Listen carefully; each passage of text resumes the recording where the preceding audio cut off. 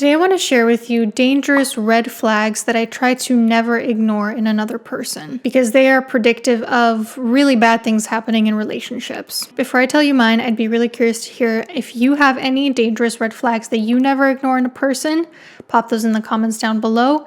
And also while you're doing that, I want to tell you about A Song at Dead Man's Cove, my second novel, set to release this June 2025. It is a gothic horror novel, contains a lot of siren folklore, the archetype of the engulfing mother. It's a dual timeline set partly in the modern era, partly in the Victorian era.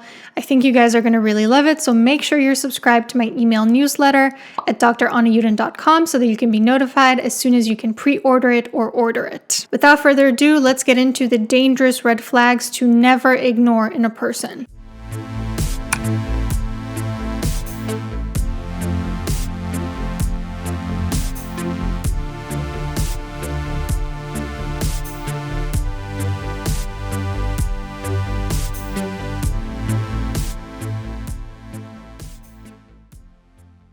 First off, I really try to pay attention when somebody has a lot of self-victimized rumination. What I mean by this is someone who chronically feels very victimized by others or by the world as a whole. And I'm not talking here about specific instances of victimization where they're completely within their right to feel victimized and to ruminate over it. I'm talking about somebody who chronically feels this way even in situations where they were objectively not victimized, who frequently obsesses about the way everyone in their life has wronged them. Because this sort of self-victimized rumination is predictive, of course, of narcissism, of violent vengefulness, of political authoritarianism, and of course, of abusiveness. For example, if you have a friend who is always wronged by some other friend, they're somehow always the victim in these interactions, and they need people to cut off everyone in their lives because of it, or to defend them. One time, it happens.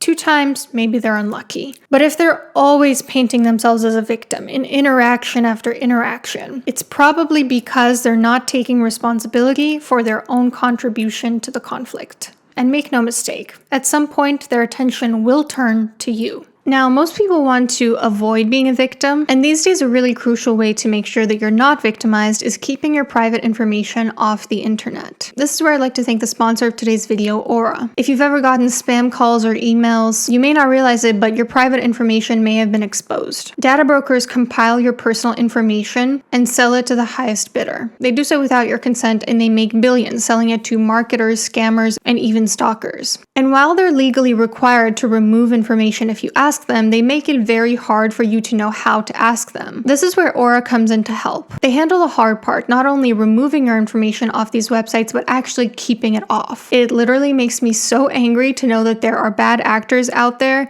who are willing to risk people's safety for a quick buck. And when I feel angry, I take that as a sign to take action. Aura is the way to take action and to take back your power. It does all the heavy lifting so you can just sit back, relax at home, and sleep well knowing that they are taking care of it. Plus, Aura is all-in-one digital security. It gives you alerts if your personal information is found on the dark web. It has real-time fraud alerts for credit and banking, 24/7 monitoring to keep your identity safe, a secure VPN, antivirus, and password manager, around-the-clock US-based support, and if anything goes wrong, Aura has $5 million in identity theft insurance protection, and their fraud agents are ready to help 24/7. Try Aura free for 14 days by clicking the link below, aura.com/anayuden. That's aura.com/ANAYUDIN. In those 2 weeks, you'll find out where your data is exposed and sold. I'm not leaving myself vulnerable, and neither should you. Along those same lines, another really important red flag to not ignore in people is an inability to take responsibility. We're talking about someone who never seems to even consider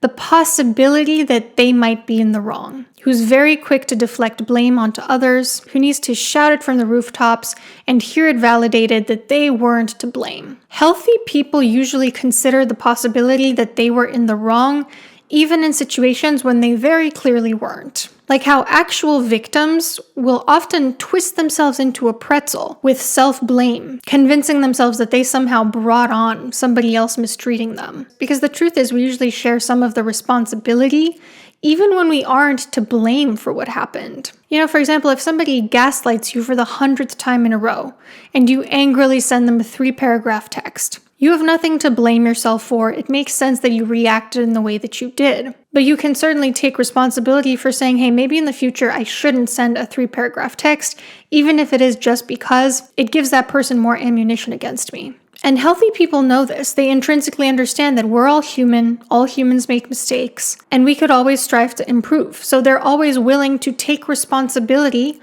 for their own actions, for the ways in which next time they could do things a little bit better. But for unhealthy people, it never even crosses their mind. So they'll create entire TikTok accounts trying to exonerate themselves from blame from something that happened in their personal life, or write entire books trying to frame the other person as the problem, or go around smearing that person's name to anyone who will listen, never even considering the very small possibility that they might be at least partially to blame for what happened, or at the very least partially responsible for what happened. Another way that people don't take responsibility is those people who need to always find someone to blame, even in situations where there was no one to blame, or maybe it was just an honest mistake. For example, people who scream at children for just clumsily dropping something. Or let's say somebody paints their walls a shade of blue that they end up not liking. And instead of just going, oh man, I picked a shade that I didn't end up liking, this sucks, they go, you're the one who convinced me to get this paint color. Now the room looks terrible and it's all because of you. Also, make sure to watch out for quasi-responsibility, which is when somebody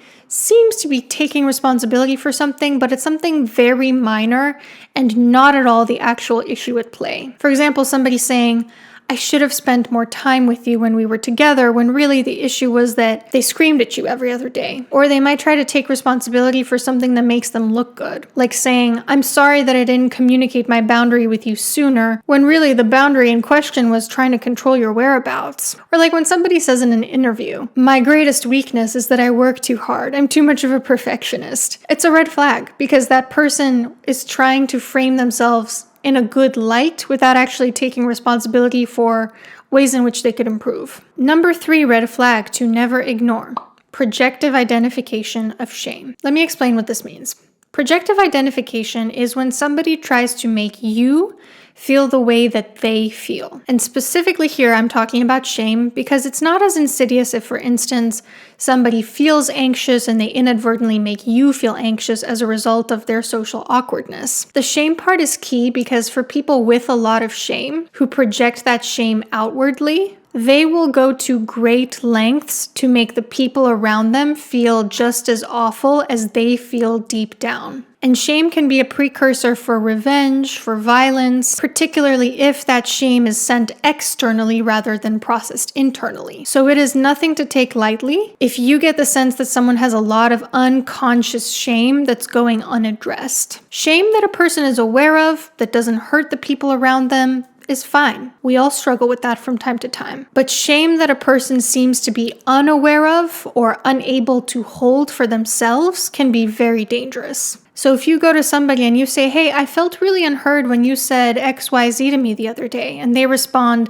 I can't believe you would say that to me. You know I was going through a hard time. Are you trying to make me feel bad? They're framing you as the bad guy. You as the person who should be ashamed of yourself because you've just activated their shame. But they're probably not even aware of it. They don't know what to do with it. They don't know how to process it. So they just want to make you feel as bad as you made them feel. Another red flag to never ignore is threats. This one's pretty self-explanatory. If someone is sending you the message that you're going to be sorry if you cross me, usually with the intent of silencing someone they have wronged, that's not a good sign. Most threats aren't followed through on, but healthy people don't need to threaten other people. And threats are often just a form of emotional blackmail. If you do X, then I will do Y. Either take away something that you want or administer a painful consequence onto you. Now, this is different from communicating a boundary, which can sometimes have a similar structure. Boundaries are more like natural consequences. Like if you cheat on me, I'm going to end the relationship. That's a natural consequence of your behavior. But when it comes to threats, when it comes to emotional blackmail, it's much more petty or sadistic consequences that we're talking about. It's not natural consequences at all. It's more like, if you make me feel disrespected somehow, I'm going to publicly humiliate you. Or if you tell people the truth about what I did, I'm going to begin a smear campaign against you. Not a good sign if someone's threatening you. And then the last red flag to never ignore is vindictiveness. A propensity for revenge, trying to punish people for perceived wrongs. It builds on to that sense of victimhood, that sense of other people have wronged me, and often it builds on a threat. Although sometimes it does happen unannounced, kind of like a sneak attack. Because they feel chronically wronged by the world, they feel righteous to react however cruelly they want. In every bully's mind, they're the victim.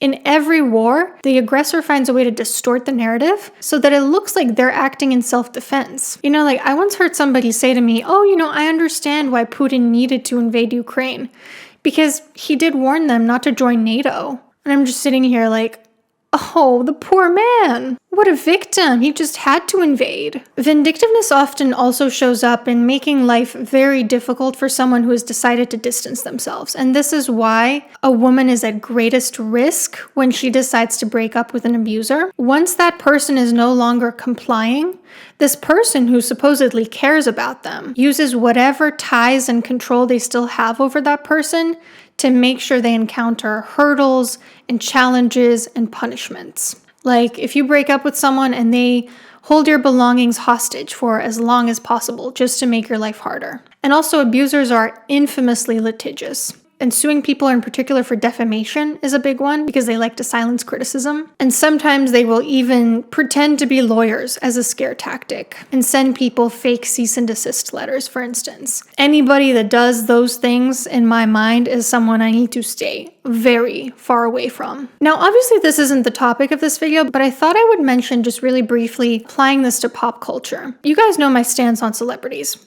There's really no point in making judgments about people we don't personally know. So I don't typically get invested in figuring out who's the good guy or the bad guy in celebrity feuds. But there is an exception to this. And that's when a celebrity shows through their actions, through facts that you can see with your own two eyes, the type of person that they are. Whether it means hiring a PR firm that has been used to absolutely smear victims, marrying their own stepdaughter, court-documented text messages that they sent. If you can see through their actual objective behavior that their behavior aligns with these red flags, that kind of tells you all you need to know about them. And it's interesting, you can often tell a lot more about a person based on the way they react to an allegation rather than the allegation itself. Usually it'll go like this. A celebrity is accused of some sort of misconduct. In response, they begin a campaign of framing themselves as the victim, trying to silence their accuser, trying to threaten their accuser, punishing them for speaking out. When I see that, I go, okay, obviously, I don't know the situation of what happened between these two people,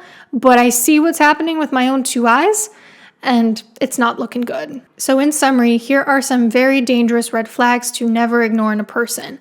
Self-victimized rumination, if they're constantly obsessing over the way everyone has wronged them, an inability to take responsibility when they never even consider the slight possibility that they may have contributed to a situation, projective identification of shame, when they cannot deal with their own feelings of shame, so they try to make everybody else feel just as terrible as they feel, threatening other people, and following through on their threats through vindictiveness, punishing people in very sadistic ways, taking revenge on them. Like I said, really curious if you think I've missed any, if there are any dangerous red flags that you try to keep track of. I hope you have a nice rest of your week, and I'll see you soon.